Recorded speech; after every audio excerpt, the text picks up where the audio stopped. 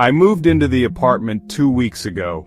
It wasn't anything special, just a small one-bedroom in an old building with creaky floors and thin walls. But it was mine. After years of bouncing between places, I was finally settling down. Or at least, that was the plan. The first sign that something was wrong was the smell. It started in the kitchen. A thick, rancid stench wafting up from the drain. It smelled like something had crawled into the pipes and died there. At first I tried to ignore it, thinking maybe the last tenant had left food in the garbage disposal. I ran hot water, poured bleach down the drain. Nothing helped. The smell just sat there, thick and rotting. I called the landlord. He sounded annoyed. He said he'd call someone and get back to me. But he never did. I didn't exactly have a lot of plumbing experience, but that smell spurred me on. Try something new. I mean, it was just plumbing, right? Unclogging a clogged drain. How hard could it be? If I waited for the landlord to do something, I'd be stuck with this stench forever, so I decided to handle it myself. I went to the store, bought a plumbing snake, and got to work. It was a typical Saturday morning, and I'd planned to spend it relaxing. But the clogged sink had other ideas. I had never used a plumbing snake before, but I was confident I'd be able to figure things out. The store was bustling with people, each on their own mission. I found the plumbing section and picked out a snake that looked sturdy enough for the job. The cashier gave me a knowing look as if to say, "Good luck with that." I smiled back, hoping I wouldn't need it. I unscrewed the pipes under the sink and immediately gagged. The smell hit me like a freight train. It was a rancid, putrid odor that made my eyes water. I had to take a step back and cover my nose with my shirt. I wondered what could possibly be causing such a stench. Determined to fix the problem, I took a deep breath and went back under the sink. The pipes were old and rusty, and it took some effort to get them loose. As I worked, I couldn't help but think about all the things that might be lurking in the dark, damp space beneath my sink. Thick, wet chunks of something red and stringy oozed out, and I could hardly believe my eyes. It looked like something out of a horror movie. The substance was unlike anything I had ever seen before. It was as if the pipes had been hiding a gruesome secret all this time. I watched in morbid fascination as the red, stringy material continued to ooze out, forming a grotesque pile on the floor. I couldn't help but wonder what on earth it was and how it had ended up in my sink.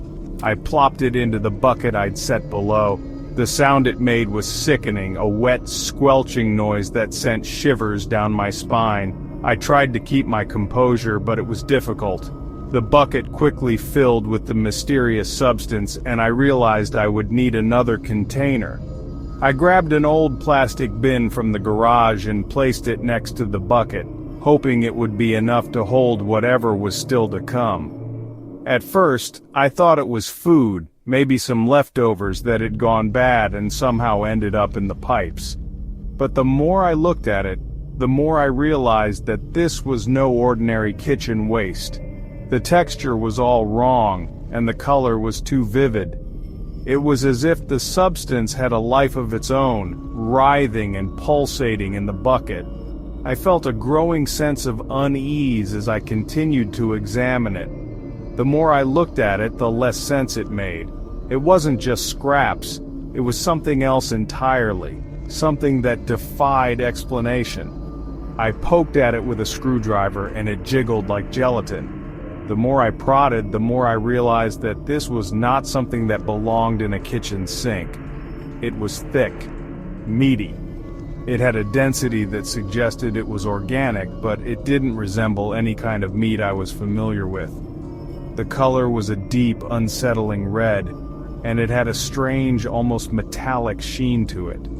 I couldn't shake the feeling that I was dealing with something unnatural, I couldn't shake the feeling that my home was hiding a dark secret. What else was lurking in the shadows, waiting to be discovered? It took me an hour to clear the pipes. The water ran clean after that. The smell faded. I figured I'd solve the problem. I was wrong. The next morning, the smell was back. And worse. I opened the cabinet under the sink, and my stomach dropped. The pipes were clogged again. Not just clogged, stuffed full of that same fleshy mass. It was like the drain had somehow regenerated its contents overnight. I grabbed the plumbing snake again, my hands shaking. I pulled more of that meat-like substance out, my fingers slick with something that felt wrong. I should have called someone then, but I didn't. That night, I had a dream. I was in my kitchen, standing over the sink. The drain gurgled, bubbling up with something thick and dark. It pulsed, as if breathing. Then I heard it, faint, wet, desperate. A small voice saying, "Help me." I woke up gasping, my skin was slick with sweat, my heart pounding so hard it hurt. It was just a dream, I told myself, just a dream. But the next night, I noticed the bathtub drain was clogging too. I ran the water, expecting it to be slow, but something worse happened. The water that rose around my ankles wasn't just dirty, it was red, thick, dark, swirling in slow spirals. I stumbled back, yanking the plug free, but the water didn't drain. It sat there, stagnant, a deep crimson stain against the white porcelain. Something solid bobbed to the surface, a sliver of something pale, curled and ragged at the edges. I reached for it with shaking hands, and that's when I realized what it was. It was a fingernail.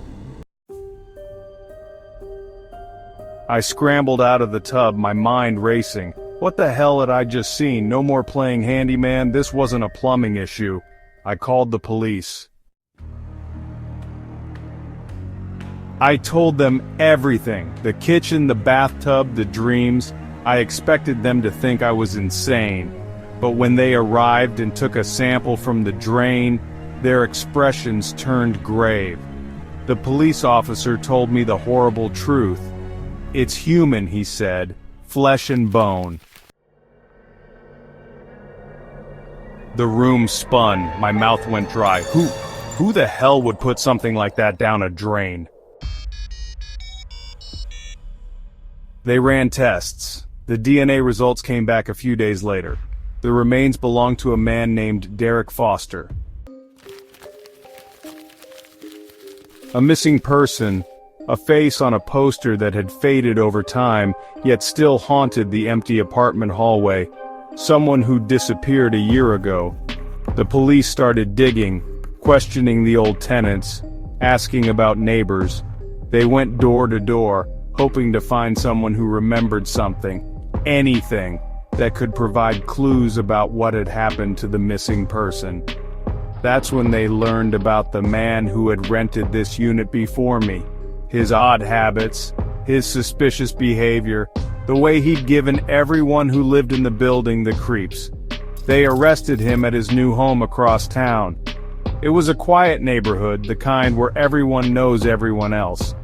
The arrest was swift, almost routine, but it sent shockwaves through the community. When they searched his place, they found more evidence.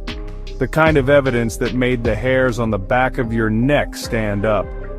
It was clear that this was no ordinary case. Photos, old belongings, a knife. Each item told a story, a piece of a puzzle that was slowly coming together. The photos showed faces, some smiling, some not. The old belongings were relics of a life that had been left behind, and the knife, well, the knife was the most chilling piece of all. It was the kind of evidence that made you realize just how close you had been to something truly terrifying. He had disposed of Derek. It was a gruesome scene, one that would haunt anyone who witnessed it. The old apartment with its creaky floors and dim lighting became the stage for this horrific act. The man, driven by a dark, inexplicable urge, had ended Derek's life in a fit of rage, tried to get rid of him bit by bit through the pipes, thinking that the old plumbing would hide his crime. The kitchen sink with its rusty pipes became his tool for disposal. He believed that by grinding the remains and flushing them away, he could erase all evidence of his heinous act.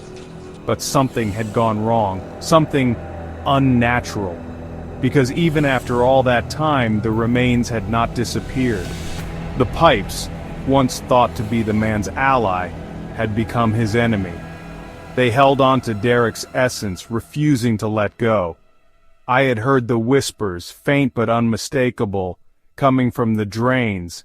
It was Derek, seeking justice, seeking to identify the perpetrator of an unforgivable crime. Derek, even in death, had found a way to ensure that his murderer would never find peace. He had been reaching out, calling for help, and somehow, I was the one who heard him. I moved out the next week, but sometimes late at night, I still hear it. A faint wet gurgling in the pipes, like something's still there, like something's still trying to get out.